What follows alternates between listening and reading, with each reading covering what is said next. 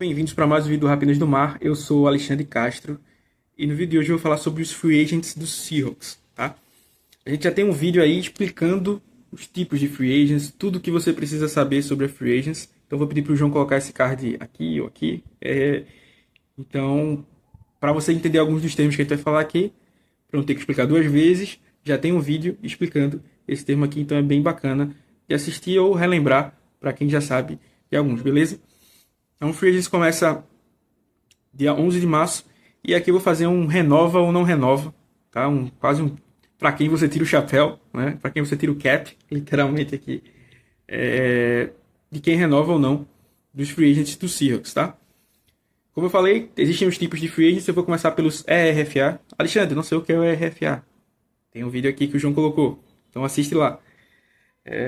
Passa lá 10 minutinhos e volta aqui para assistir o vídeo, beleza? Os primeiros são o Ty Okada e o George Olani.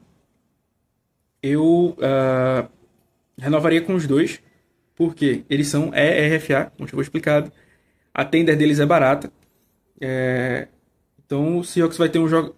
No caso do Ty Okada, um cara que foi titular em alguns jogos pelo Seahawks, comprometeu em alguns momentos, fez excelentes jogadas em outros. Então, por um valor barato, o Seahawks vai ter esse jogador aí que pode ser um bom backup, é um bom backup, pelo menos, por um valor baixíssimo.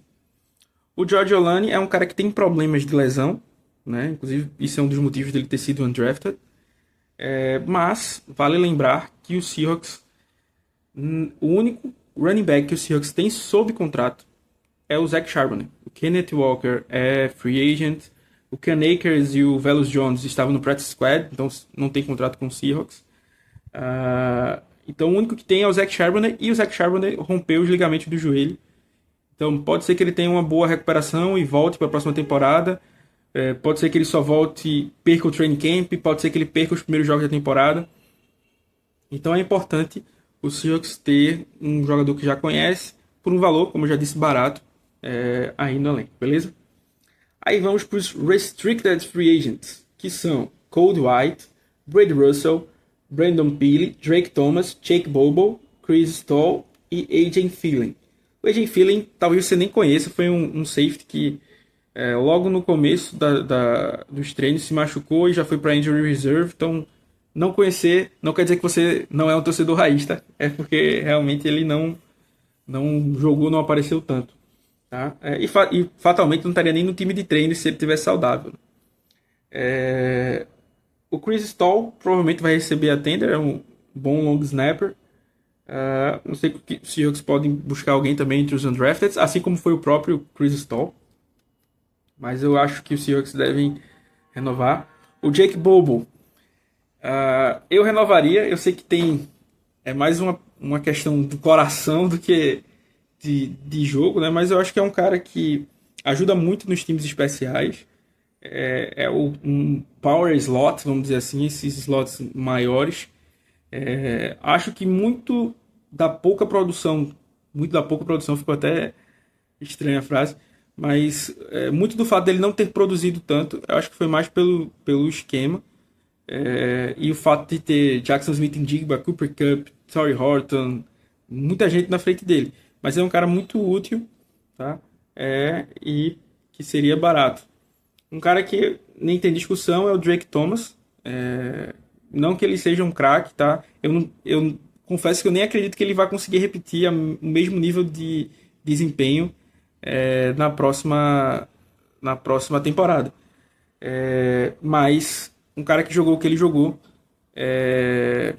ficou barato. Seria barato demais colocar só uma tender aqui nele, entendeu? Então o Drake Thomas basicamente eu acho que é o valor mais certo entre eles. O Brady Russell é um cara. O Brady Russell e o Cold White.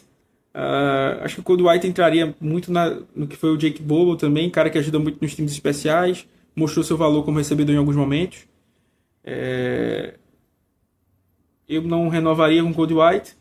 O Brady Russell teve trabalho ali como tight end, ele é fraco bloqueando, como fullback ele parece um tight end, né? Então, apesar de ter sido capitão aí em alguns jogos, acho que inclusive no jogo no Super Bowl, cara muito importante para os times especiais, eu particularmente não renovaria, mas acho que Seattle vai renovar com ele.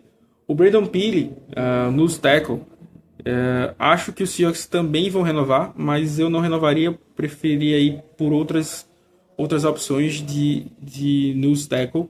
Ou ao menos, como eu já disse, existe um tipo de tender para o RFA, se você não lembra, se você não sabe, assista aqui no vídeo que o João colocou.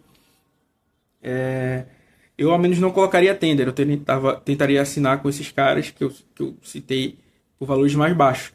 Eu acho que os únicos caras que realmente valem a tender aqui é o Drake Thomas, basicamente. Porque foi um cara que foi titular esse ano, né? Então meio que seria um pouco justo. Agora vamos para os unrestricted free agents, que são a grande maioria. Primeiro deles, Rashid Shaheed. Eu critiquei a troca, né? E nos grupos, inclusive se você não faz parte dos grupos, fala com a gente. Tem gente que me cobra todas as vezes. É um cara que mudou muito o nosso special team, né? Conseguiu ser um dos maiores jogadores com touchdowns na história do Seahawks, vindo do special team, tendo jogado menos do que um ano pelo time, né? Então é um cara que realmente mudou o paradigma do special teams, né? É um cara que foi muito importante para o esquema, sendo ameaça vertical, mesmo que não tenha produzido. E acho que muita dessa a falta da produção dele veio também porque o time preferiu passar a bola para o Jackson Smith em Digba, né? Então seria um cara que eu renovaria. Aqui o Spotrac coloca ele como uma projeção de valor de 15 milhões anuais. Eu acho que esse valor é caro para ele, tá? Na minha visão. Acho que o Seattle deveria procurar um valor um pouco mais baixo do que esse. Mas seria um jogador que eu tentaria trazer de volta, sim. Faria certo esforço. Principalmente porque o Cooper Kupp vai fazer 34 anos, o Torrey Horton basicamente tem uma saúde de vidro, né? Então seria bom trazer o Shaheed de volta, ademais o fato de você ter gasto 2 escolhas de draft nele. O Josh Jones, o tackle, Seattle contratou ele por um valor alto, vamos dizer assim, um pouco próximo a 3 milhões, e aqui o Spotrac coloca ele por 3 milhões e meio. Mas vale lembrar que ele jogando pelo mínimo do veterano, Seattle pagou 3 milhões nele. Então esse ano ele fez jogos importantes quando o Charles Cross estava fora. Inclusive jogou machucado, meio que na raça, para não ter que expor o Amari Kite. Então é um jogador importante. Eu tentaria trazer de volta porque não deve ser caro. E é melhor ter um Josh Jones do que ter um Cedric Ogbuehi, né? Por exemplo, como um tackle reserva. Boemafe é um cara que eu gosto muito, velho. Quem lembra, a gente vibrou muito com a escolha dele do draft. Foi um dos nossos draft reports, uma das nossas apostas que o Seahawks escolheria, e acertamos. Teve uma segunda temporada fantástica quando começou a ter mais chances, mas não rolou no esquema do Mike McDonald, né? Ele é um cara que ajuda, até um bom dropando em algumas coberturas para as blitzes do McDonald, mas não conseguiu transformar as pressões em sack. Até teve alguns bons momentos de pressão no começo do ano, depois se apagou em vários jogos, principalmente em jogos em que o time precisava pressionar com 4 homens. Ele não foi esse cara, né? Sobrou mais para o Derrick Hall, por exemplo. O Seahawks, vale lembrar que os Seahawks quase trocaram o Boemafe no trade deadline. Eles estavam com a proposta lá, iam assinar e no último momento deram para trás, né? Então, por mais que tenha uma identificação, eu não renovaria com o Boemafe. O Kenneth Walker, eu sei que muita gente fala de não renovar com o running back, mas o Kenneth Walker está no momento com 25 anos, já para 26 para a temporada. Cara jovem, muito veloz, também é bom recebendo passe e conseguindo jardas após a recepção. Evoluiu muito esse ano com o grande problema dele, que era não ser paciente, né? Não tomar, querer improvisar o tempo inteiro. Então ele meio que ganhou essa maturidade. Então, com o potencial que ele tem, a visão que ele tem, a velocidade que ele tem, é um excelente running back.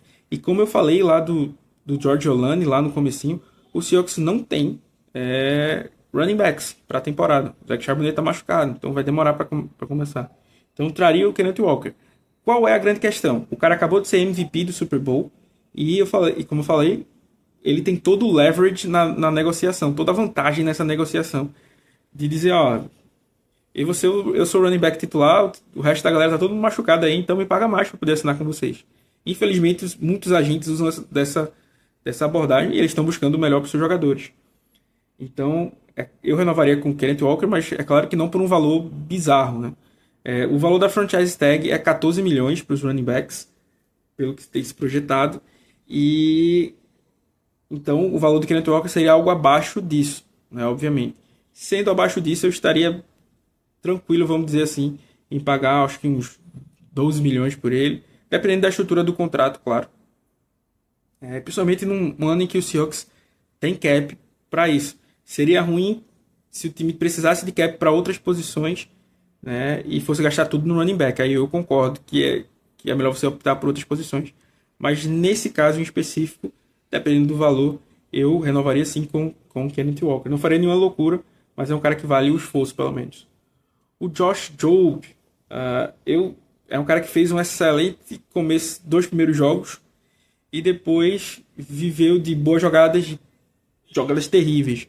Era um cara que era sempre alvo em terceiras descidas ou em descidas importantes, né? E é um cara que é muito 880, como tinha falado antes.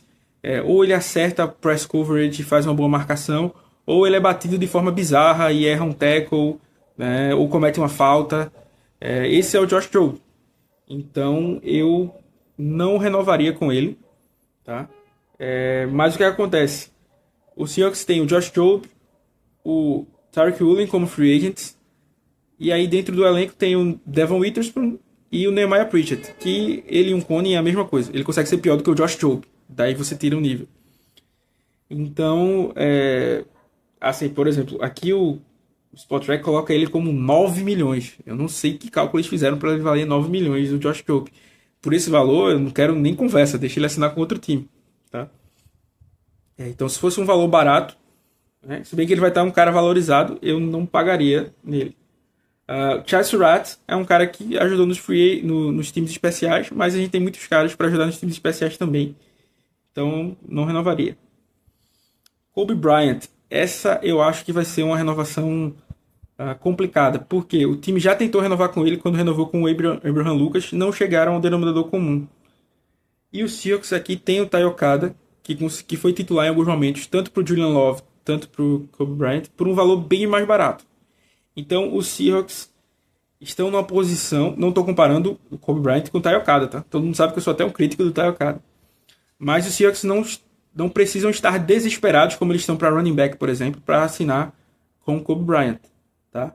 Então eu acho que o Seahawks deve fazer uma oferta baixa, eu digo assim, tipo assim, não vai ser uma oferta exagerada para ele. E aí pode aparecer algum time que ofereça esse valor alto, sei lá, 15 milhões por ele ou algo mais. E aí eu acho que já é demais pelo Kobe Bryant, que também teve suas patinadas aí durante a temporada, apesar de ter sido uma grande descoberta, né, vamos dizer assim, do Mike McDonald. Ele cresceu como safety aí no esquema do McDonald. Tem o Derrick Young, um cara que ajuda muito nos times especiais, tem um trabalho como retornador.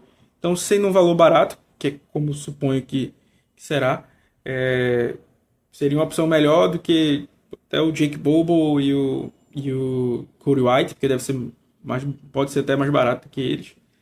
A questão dele é ficar saudável também, tem essa questão. Mas eu renovaria uma vez que o valor é baixo. E aí vem por último o Tariq Woolen, talvez seja o que você mais vai discordar aí nos comentários, e fique à vontade aí para discordar, mas eu não renovaria, tá? Talvez dos nomes citados aqui, esse seja o cara com o maior teto, com o maior talento entre os citados aqui nessa lista. Mas o cara... E pode ser até que ele saia de Seattle e vire All-Pro ano que vem, tá? Tenho consciência que ele tem potencial para fazer isso. Mas esse é o problema. Ele tem muito talento, ele faz jogos incríveis, e tem jogos que ele simplesmente apaga, seja jogar de forma apática, seja jogar de forma exagerada e cometer uma falta numa quarta descida, numa final de conferência contra o seu rival, tá? Seja no Super Bowl apagar e em duas jogadas levar um touchdown.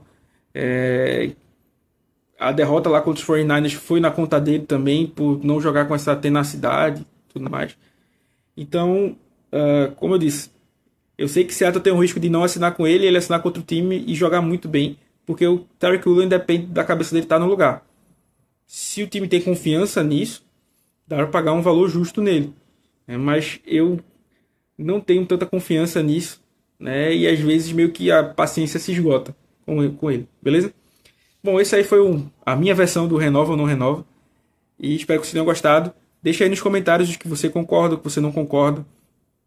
Suas dúvidas, críticas, elogios, todos são bem-vindos, beleza? Espero que tenham gostado. Um grande abraço e Go Hawks!